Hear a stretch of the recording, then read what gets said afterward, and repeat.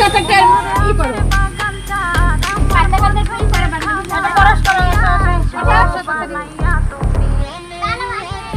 বন্ধুরা আমের বাগান চার আমার পছন্দের খাবার লইয়া আইসো বানাইয়া তুমি আমের আচার তোর লাইগা হনুমানি সাগরের আনতে না পারলে দিন জ্বালাইয়া বাগান।